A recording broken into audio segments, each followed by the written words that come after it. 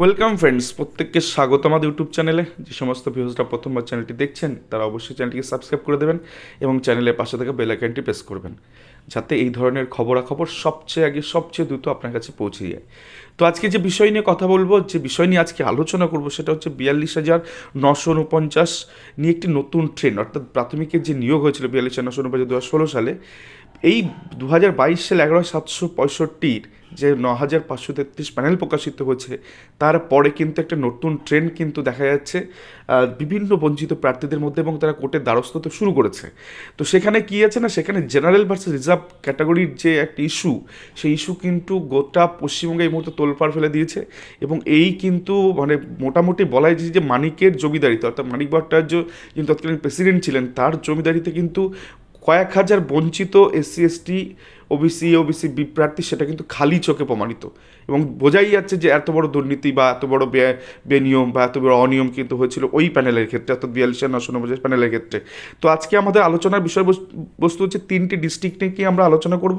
DPSC হচ্ছে north 24 Pargana, DPSC Malda এবং DPSC south 24 Pargana. তো চলো বেশি কথা না বলে ভিডিওটা শুরু করা যায়।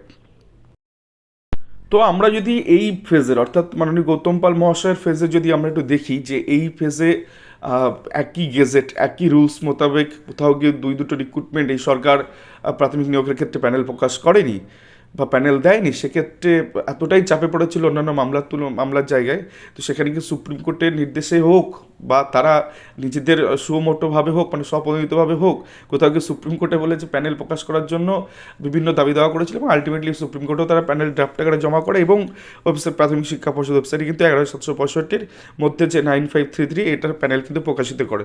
তো সেখানে দেখতে গেলে পরিষ্কার যে বিষয়টা হয়ে গেছে, সেটা হচ্ছে যে এখানে কিন্তু এসসি এসটি ওবিসি প্রার্থী টেটে 90 নিচে পান, তারাও কিন্তু আনরিজার্ভ সিট বা ওপেন সিট বা জেনারেল সিটে ঢুকতে পারেন। এটা যেমন পরিষ্কার।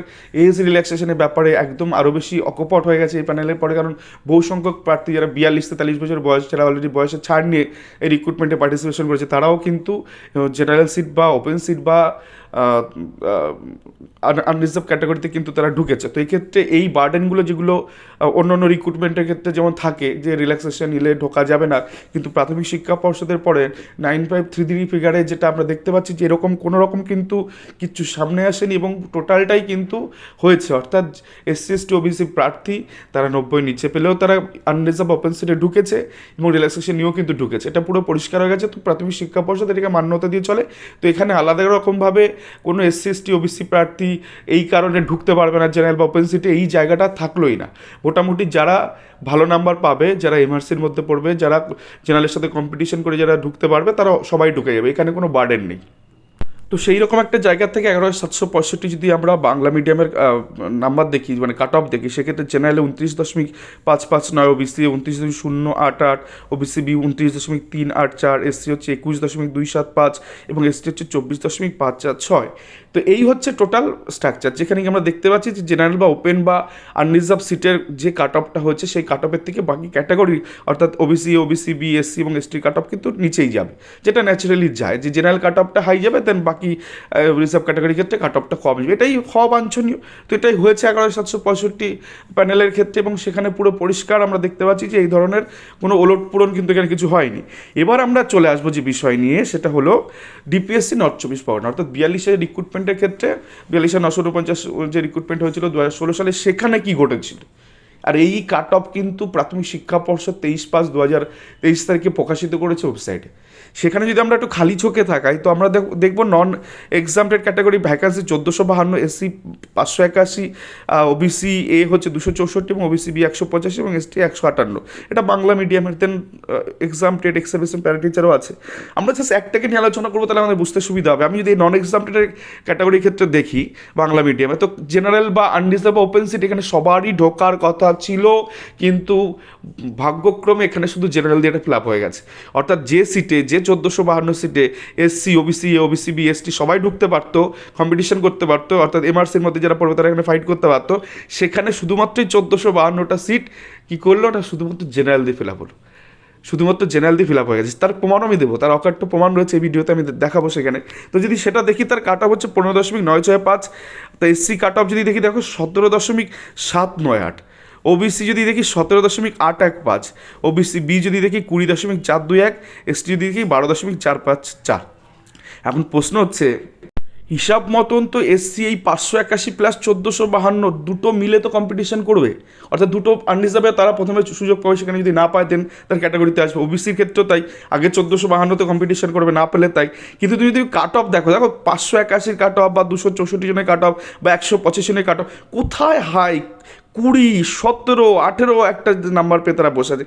এরা প্রত্যেকেই তো ঢুকে যাওয়ার কথা আনরিজার্ভ বা ওপেন সিটে বা জেনারেল সিটে। তাহলে এই সংখ্যক প্রার্থী অর্থাৎ 581 জন, 264 জন, 185 জন নিচের থেকে নন ট্রেন্ড এরা কিন্তু চাকরি পেতে পারত যদি এই সংখ্যাটা আনরিজার্ভ সিটে ঢুকে যেত, তাই নয় কি? বিষয়টা তো তাই। বিষয়টা তো হচ্ছে টোটালটা মিলে এমআরসির মধ্যে কম্পিটিশনটা হবে জেনারেল এবং তার ক্যাটাগরি মিলে। সেখানে যদি কেউ জেনারেল সিটে বা ওপেন সিটে বা জেনারেল সিটে বা আনরিজার্ভ সিটে যদি সে ফিট না হয়, তখন সে নিজের ক্যাটাগরিতে আসবে। কিন্তু ঘটে গেল অন্য, ঘটে গেল কি না, শুধুমাত্র জেনারেলটাই দিয়ে ফিল আপ হয়েছে। অর্থাৎ এখানে যারা চাকরি পেয়েছে তারা নিচের দিকে হয়তো জানেও না যে এই চাকরিটা তাদেরই চাকরি নয়, এটা ক্যাটাগরির ছেলেমেয়ের চাকরি, এখানে তারা করছে। যাই হোক, এইরকম জিনিস কিন্তু এই জায়গায় কিন্তু উঠে আসে। এরকম এটা এক্সামটেড এক্সামিনেশন প্র্যাকটিসে প্রত্যেকটার ক্ষেত্রেই ঘটেছে। তো সংখ্যাটা নেহাতি কম নয়, বহু সংখ্যায় কিন্তু কোথাও গিয়ে উত্তর 24 পরগনায় ওবিসি এ, ওবিসি বি এবং এসসি প্রার্থী কোথাও গিয়ে কিন্তু বঞ্চনার শিকার হচ্ছে, পুরো খালি চোখে দেখা যাচ্ছে। এর একটা অকাট্য প্রমাণ আমরা পরের স্লাইডে দেবো যে কী ঘটনা ঘটেছিল। একজন প্রার্থী সে যখন ডিপিএসসিতে আরটিআই করেছিল, অর্থাৎ আরটিআই মোটামুটি একটা ইনফরমেশন জানতে চেয়েছিল যে এমনটা কেন ঘটলো, সেক্ষেত্রে কী উত্তর দিয়েছে আমি দেখাবো। আরটিআইটা এখানে প্লেস আমরা করছি না, জাস্ট আমরা এটাকে নতুন করে বানিয়ে নিয়েছি যে how many appointment were issued by North 24 Pargana WB primary TET 2014 recruitment process memo number এত ডেটেড 26/9/2016। তো বলছি আমরা 4,482 জনকে আমরা এখানে নিয়োগ দিয়েছি, অ্যাপয়েন্টমেন্ট ইস্যু করেছি। সেকেন্ড কোশ্চেন ছিল হাউ মেনি ক্যান্ডিডেট মিডিয়াম এবং category wise were join the north 24 Pargana DPSC, ওই অত নোটিফিকেশন। তার উত্তর আর দেয়নি যে কতজন মিডিয়াম ওয়াইজ ক্যাটাগরি ওয়াইজ তারা জয়েন করেছে, সেটা এখানে তারা উত্তরে স্কিপ করে গেছে। And what date the last appointment letter issued by the north 24 Parganas. ভাবা যায় 2016 সালের একটা রিক্রুটমেন্ট যাতে 17 সাল 18 সালে শেষ হয়ে যাওয়ার কথা, তার লাস্ট অ্যাপয়েন্টমেন্ট 24/11/2022 তারিখেও কিন্তু হয়েছে। ধরে নিলাম কোর্টের অর্ডার হয়েছে, কিন্তু হয়েছে তো প্যানেল এক্সপায়ারের গল্প কিন্তু এখানে উড়ে গেল। Then how many reserve candidate, ভীষণ important, how many unreserve candidate got appointment Bengali medium under the north 24 DPSC. ওরা যথাযথ উত্তর দিয়েছে, যা ভ্যাকেন্সি 1439 জনের কথা নন এক্সামটেড হিসাবে তারা দিয়েছে। পয়েন্ট নাম্বার 5, মানে অকল্পনীয় একটা SPI officer, state public information officer, ওরা তথ্য দিয়ে দিচ্ছে। আমি জানি না মানে তার বুকের পাড়া সত্যি দম আছে হয়তো। How many reserve candidate OBC A, OBC B, SC ST had entered into the unreserved vacancy অর্থাৎ জেনারেল, অর্থাৎ কতজন প্রার্থী এসসি এসটি ওবিসি তারা ঢুকেছে কিনা আনরিজার্ভের মধ্যে বা জেনারেলের মধ্যে বা ওপেন সিটের মধ্যে। তার উত্তর এই ডিপিএসসি কী দিচ্ছে জানেন? তার উত্তর দিচ্ছে নীল, একজনও ঢোকেনি। অর্থাৎ ক্যাটাগরির প্রার্থীকে ক্যাটাগরিতেই রেখে দিয়েছে।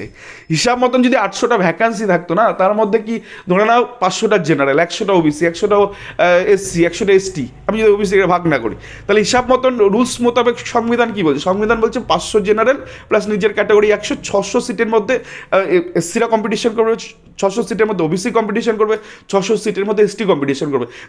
যদি সেখানে না পায় আনরিজার্ভ ওপেন সিটে, তাহলে তার ক্যাটাগরিতে সে আসবে। এখানে কি করলো, 500টা সিট সবকটাকে জেনারেল দিয়ে দিল, 100টা সিটে নিয়ে আসলো নিজের ক্যাটাগরিকে। ভাই কী ধরনের বঞ্চন এগুলো, ভাবা যায়? অবাক করা বিষয় গোটা পশ্চিমবঙ্গে ঘটেছে 2016 প্যানেল নিয়ে। এই আরটিআই রিপোর্টাই বলছে এই কথা, আমরা বলছি না। মানে অবাক করা বিষয়, একটা মানুষ তার অধিকারের জায়গা থেকে সে ক্ষুণ্ণ হচ্ছে। তোমাকে 600 সিটে তোমার লড়াইয়ের কথা, সেখানে তোমাকে 100 সিট দিয়ে বসিয়ে রেখেছে। কোথায় 100%, কোথায় রিজার্ভেশন পলিসি, কিছুই মানেনি এখানে। অবাক করা বিষয়, আমরা আসবো এর পরে। আরও একটা অকাট্য প্রমাণের ক্ষেত্রে দিয়ে দিই, যেখানে জেনারেল কাট অফ 15.94 সামথিং নেমেছে, সেখানে এসসি এসটি প্রার্থী যারা আরটিআই করেছিল তাদের ইন্টারভিউ নাম্বার তারা জেনেছে, অ্যাপটিটিউড নাম্বার তারা জেনেছে। তো সেখানে দেখা যাচ্ছে রামচন্দ্র পাল বলে একজন ব্যক্তির সে 18.305 পেয়েছে with interview with aptitude test. Sujay Sikdar সে 16.399 পেয়েছে, সুপর্ণা দাস সে 16.086 পেয়েছে। আরে বলুন তো এই প্রার্থীদের কী অসুবিধা? এই প্রার্থীগুলো কেন চাকরি পায়নি? আপনি জেনারেল কাটা দেখাচ্ছেন 15.94, আর এরা তার থেকে বেশি নাম্বার পেয়ে বসে আছে। আজকে এরা 8 বছর ধরে রাস্তায় ঘুরে ঘুরে বেড়াবে আর 15 পা ছেলেটা চাকরি করবে। এটা হয়? এটা সংবিধান ভারতবর্ষের, এটা সংবিধান ভারতবর্ষের, এটা নিয়ম কোনো।